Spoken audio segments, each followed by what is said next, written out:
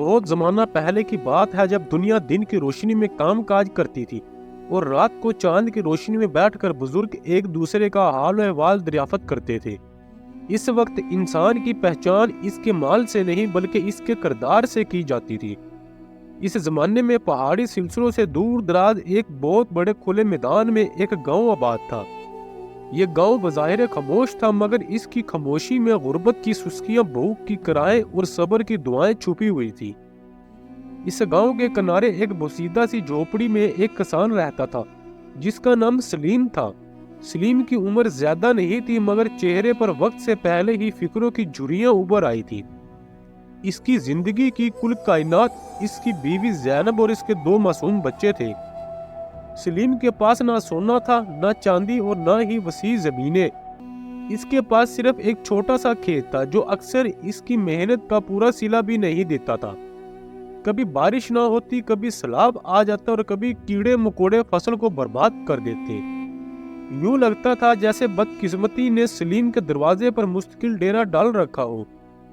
زینب ایک صابر عورت تھی مگر فاقوں کی مار نے اس کے صبر کو بھی ہلا کر رکھ دیا تھا۔ کئی راتیں ایسی گزرتی جب بچوں کو سلا کر وہ خاموشی سے آنسو بہاتی۔ چولہے میں راکھ ہوتی، دیگچی خالی ہوتی اور دل سوالوں سے بھرا ہوتا۔ ان سب کے باوجود سلیم کی ایک عادت تھی جو اسے سب سے جدا بناتی تھی۔ وہ صدقہ دینے سے کبھی پیچھے نہیں ہٹتا تھا۔ اگر راستے میں کوئی فقیر مل جاتا تو چاہے اس کے پاس خود ایک ہی روٹی کیوں نہ ہو، وہ اسے بانٹ دیتا۔ اگر کوئی مسافر پیاسا دکھائی دیتا تو وہ اپنا پانی اسے دے دیتا۔ سلیم کا یقین تھا جو اللہ کے نام پر دیتا ہے اللہ اس کے بدلے میں کچھ نہ کچھ ضرور دیتا ہے، چاہے وہ آنکھوں کو نظر آئے یا نہ آئے۔ مگر زینب کو یہ بات پسند نہیں تھی۔ ایک دن اس کا ضبط ٹوٹ گیا۔ اس نے کہا سلیم صدقہ اپنی جگہ ہے مگر پہلے اپنے بچوں کو تو دیکھو، یہ نیکی ہمیں زندہ تو نہیں رکھ رہی، بچوں کا پیٹ خالی ہے اور تم دوسروں کا سوچ رہی ہو۔ سلیم خاموشی سے اس کی بات سنتا رہا، پھر آہستہ سے بولا، زینب مجھے یقین ہے کہ اللہ ہماری نیت دیکھ رہا ہے، آج نہیں تو کل وہ ضرور راستہ نکالے گا۔ زینب نے منہ موڑ لیا۔ اس کے دل میں شکوہ تھا مگر زبان خاموش ہو گئی۔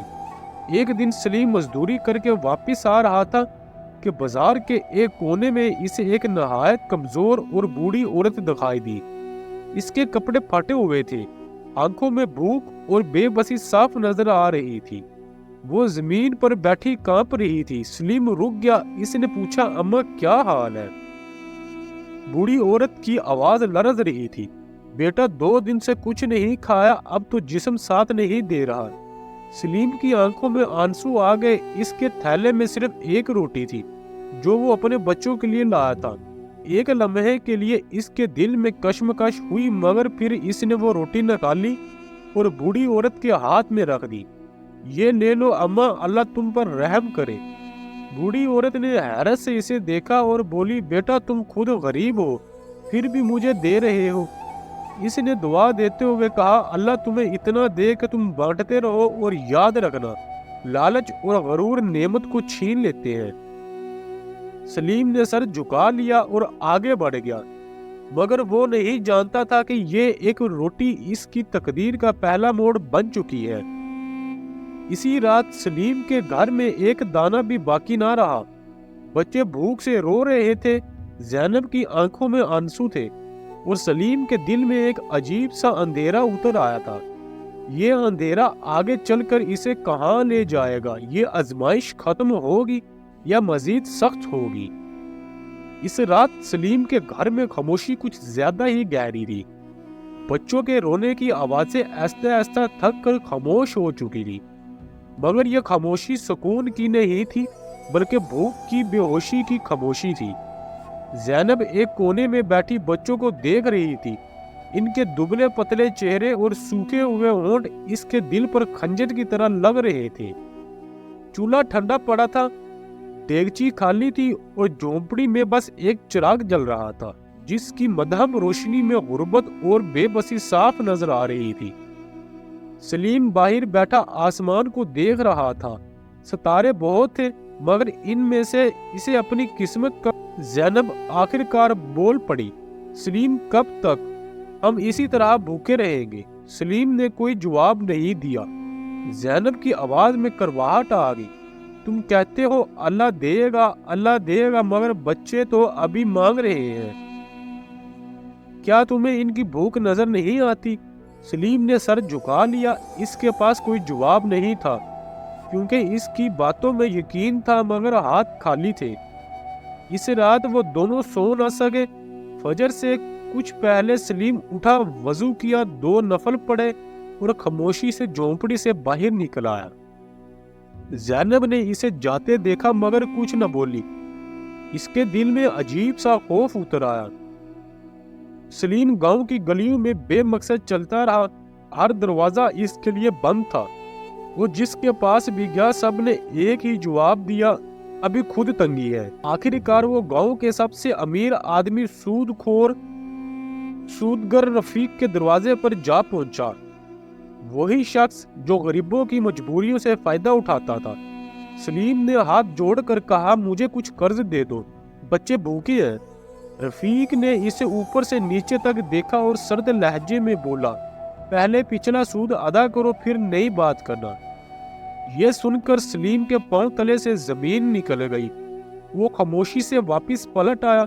جب وہ گھر لوٹا تو زینب دروازے پر کھڑی تھی۔ اس کی آنکھوں میں سوال تھے مگر سلیم کے خالی ہاتھ دیکھ کر سب سوال خاموش ہو گئے۔ زینب پھٹ پڑی، اب کیا کرے؟ بچوں کو مٹی کھلائے؟ سلیم کے دل میں جیسے کوئی چیز ٹوٹ گئی ہو۔ وہ بنا کچھ کہے پلٹ گیا اور تیز قدموں سے جھوپڑی سے دور نکل گیا۔ زینب نے آواز دی مگر سلیم نے سنا نہیں یا سننا نہیں چاہا۔ وہ چلتا رہا یہاں تک کہ گاؤں سے باہر ایک دریا کے کنارے جا پہنچا۔ دریا کا پانی خاموشی سے بہہ رہا تھا، جسے سب دکھ اپنے ساتھ بہا لے جا رہا ہو۔ سلیم نے خود سے کہا، اگر میں ہی نہ رہوں تو شاید سب کا بوجھ ہلکا ہو جائے۔ وہ آہستہ آہستہ پانی میں اترا۔ ٹھنڈا پانی اس کے پاؤں، گھٹنوں اور پھر کمر تک آ گیا۔ جیسے ہی پانی اس کے سینے تک پہنچا، اچانک دل میں ایک عجیب سا خوف اتر آیا۔ اسے بچوں کے چہرے یاد آ گئے، زینب کی آنکھیں یاد آ گئی، اور پھر زندگی کی ایک کمزور سی خواہش نے اسے روک لیا۔ وہ گھبرا کر باہر نکلا اور دریا کے کنارے پڑے ایک پرانے برگد کے درخت کے نیچے بیٹھ گیا۔ آنسو اس کی آنکھوں سے بہنے لگے۔ اے اللہ، میں اتنا کمزور ہوں کہ مر بھی نہیں سکتا۔ وہ روتا رہا، سسکتا رہا، یہاں تک کہ اس کی آواز بیٹھ گئی۔ اسی لمحے قدموں کی آہٹ سنائی دی۔ ایک سفید داڑھی والے بزرگ جن کے چہرے پر عجیب سا نور تھا، آہستہ آہستہ اس کے قریب آئے۔ انہوں نے سلیم کو دیکھا، اس کے کندھے پر ہاتھ رکھا اور نرمی سے پوچھا، بیٹا اتنا ٹوٹا ہوا کیوں بیٹھے ہو؟ سلیم نے سر اٹھایا جیسے بند ٹوٹ گیا ہو۔ اس نے اپنی پوری کہانی ان بزرگ کو سنا دی، غربت، بھوک، صدقہ، زینب کے شکوے اور اپنی ناکام خودکشی تک سب کچھ۔ بزرگ خاموشی سے سنتے رہے، پھر مسکرا کر بولے، بیٹا آزمائش کبھی انسان کو توڑنے نہیں آتی بلکہ اس کی نیت پرکھنے آتی ہے۔ یہ کہہ کر انہوں نے اپنے تھیلے میں سے ایک سادہ سا مٹی کا مٹکا نکالا اور سلیم کے ہاتھ میں دے دیا۔ اسے سنبھال کر رکھنا، یہ تمہاری قسمت نہیں، تمہاری نیت آزمائے گا۔ سلیم کچھ سمجھ نہ سکا۔ جب اس نے پلک جھپکی تو وہ بزرگ وہاں موجود نہ تھے۔ سلیم ہاتھ میں مٹکا لیے دیر تک دریا کو دیکھتا رہا۔ کیا یہ مٹکا واقع یا اس کی زندگی بدل دے گا، یا ایک اور امتحان ہے؟ سلیم کافی دیر تک برگد کے درخت کے نیچے بیٹھا مٹکے کو گھورتا رہا۔ اس کا دل بار بار یہی کہہ رہا تھا کہ یہ محض ایک عام سا مٹی کا برتن ہے، مگر دل کے کسی کونے میں ایک انجانی سی امید بھی جاگ اٹھی تھی۔ وہ تھکے ہوئے قدموں سے اٹھا اور آہستہ آہستہ گاؤں کی طرف چل پڑا۔ راستے میں اس نے مٹکے کا ڈھکن کھولنے کی ہمت نہ کی۔ اسے بابا نور الدین کے الفاظ یاد آ رہے تھے، یہ تمہاری نیت آزمائے گا۔ سلیم گھر پہنچا تو شام ڈھل چکی تھی۔ زینب جھوپڑی کے دروازے پر بیٹھی ہوئی تھی۔ اس کی آنکھیں بار بار گلی کی طرف اٹھتی تھی۔ جب اس نے سلیم کو صحیح سلامت دیکھا تو اس کے دل سے جیسے ایک بھاری پتھر ہٹ گیا ہو۔ मगर वो कुछ ना बोल सकी। सलीम खामोशी से अंदर आया। इसने मटके को एक कोने में रख दिया और कहा, मैं जरा बाहर जा रहा हूँ, अभी आता हूँ। ये कहकर वो दरवाजे से बाहर निकल गया। ज़ैनब के दिल में अजीब सा खदशा पैदा हुआ। इसे लगा शायद सलीम कोई खतरनाक चीज ले आया है। वो घबरा कर कोने की तरफ बढ़ी और मटके का ढक्कन ऐसा से उठाया। अंदर 4 लड्डू रखे हुए थे। लड्डू की खुशबू ने इसके दिल को चौंका दिया। इसकी आंखों में आंसू आ गए। ये सब मेरे लिए लाया है और खुद भूखा होगा। इसने बच्चों को जगाया और एक एक लड्डू दे दिया। बच्चे खुशी से खाने लगे, मगर लड्डू खत्म होते ही बोल उठे, अम्मा और लड्डू चाहिए। ज़ैनब ने हैरानी से दोबारा मटका खोला। अंदर फिर 4 लड्डू मौजूद थे। इसके हाथ कांपने लगे। इसे फौरन समझ आ गई कि ये कोई आम मटका नहीं, ये वही मुआवजा था जिसकी दुआएं वो बरसों से मांग रही थी। जब सलीम वापस आया तो ज़ैनब ने इसके सामने 4 लड्डू रख दिए। सलीम चौंक गया, तुमने मटका खोल लिया? ज़ैनब की आवाज बाहर आ गई। हाँ, और अब मुझे समझ आ गया है कि मैंने कितनी गलती की।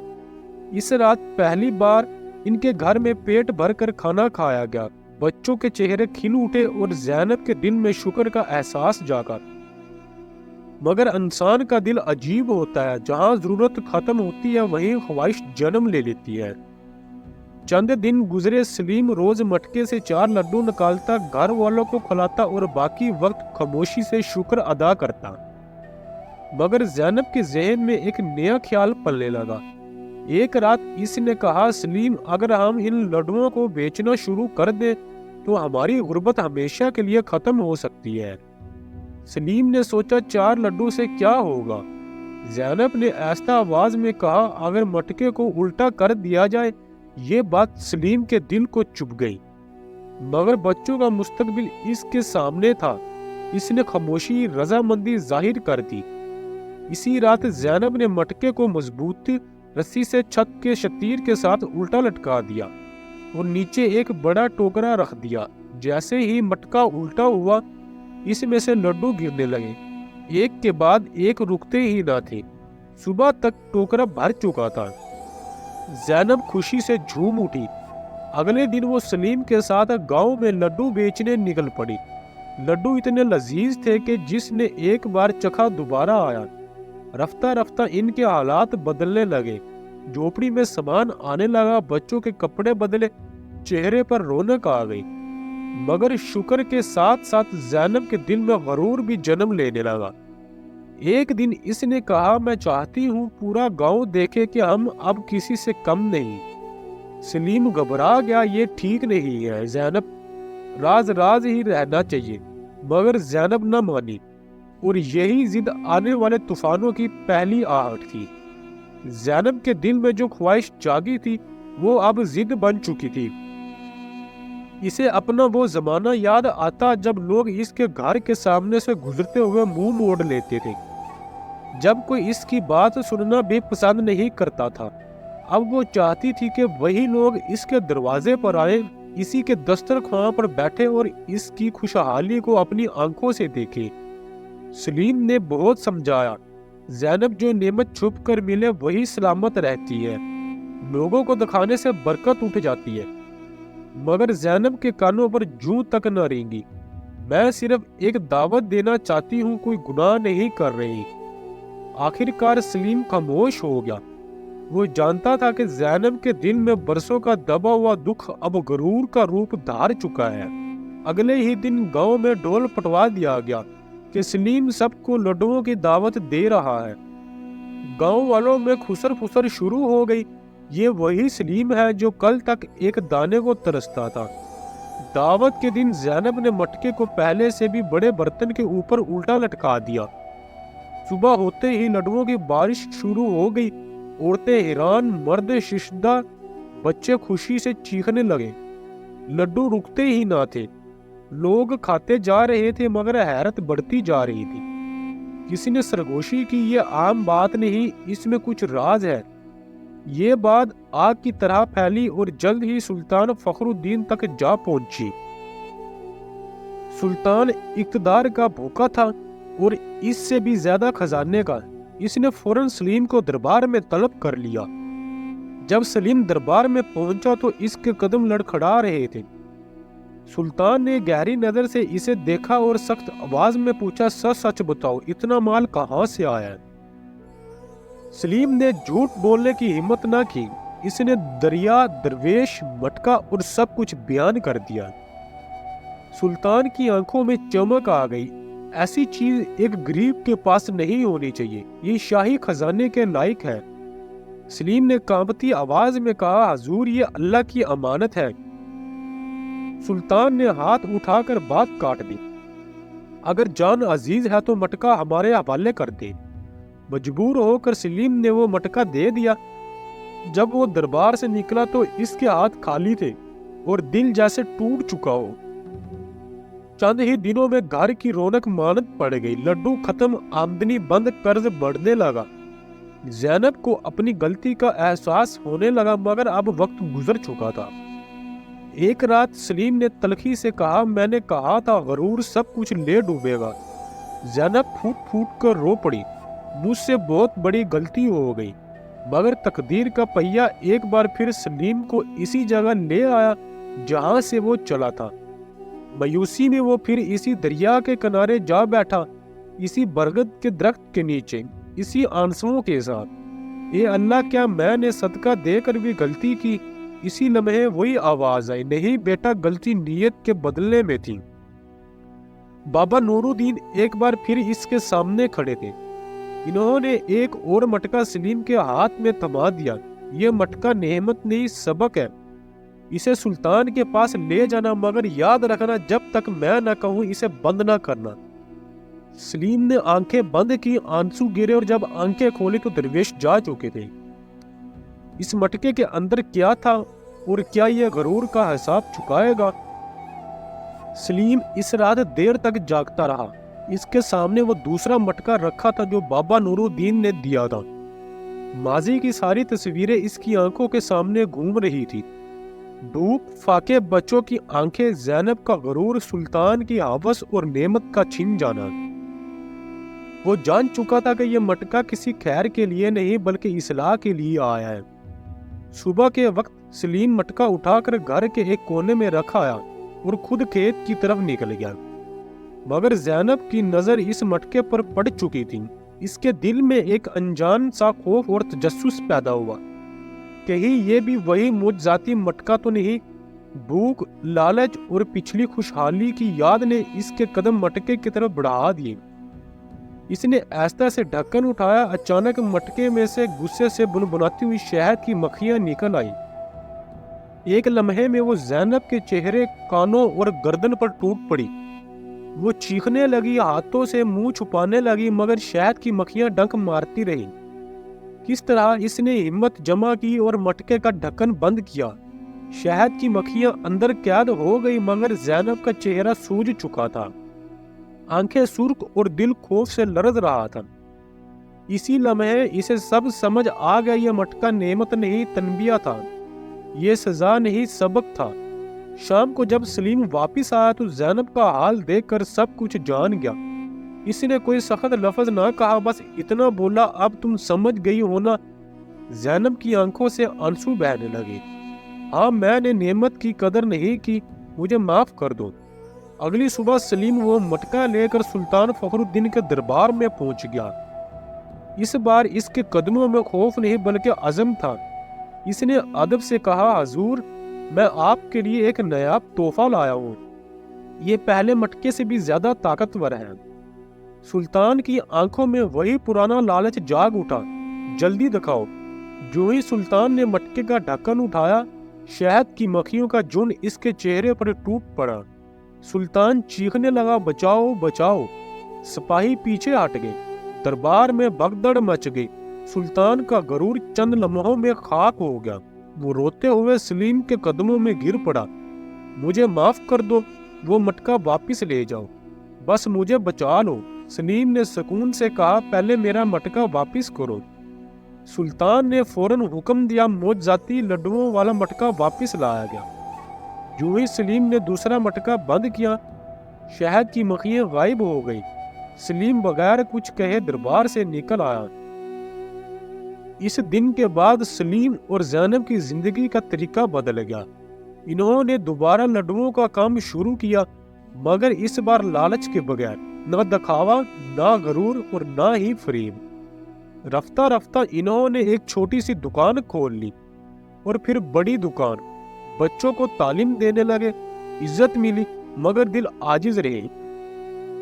زینب اکثر کہتی اصل دولت مٹکے میں نہیں تھی، نیت میں تھی، اور سلیم ہر نماز کے بعد بس یہی دعا کرتا، اے اللہ جو دیا ہے اس کی حفاظت بھی دے۔ دوستو، یہ کہانی ہمیں سکھاتی ہے کہ صدقہ کبھی مال کم نہیں کرتا، غرور ہمیشہ نعمت چھین لیتا ہے، اور اللہ نیت کو دیکھتا ہے، مقدار کو نہیں۔ پوری کہانی سننے کے لیے آپ سب دوستوں کا بہت شکریہ۔ آپ کو یہ کہانی کیسی لگی پلیز کمنٹس میں اپنی رائے دیں، اور ہمارا channel story T V official کو سبسکرائب کریں، بیل آئیکن کا بٹن دبائیں تاکہ ہر آنے والی نئی ویڈیو بآسانی آپ تک پہنچتی رہے۔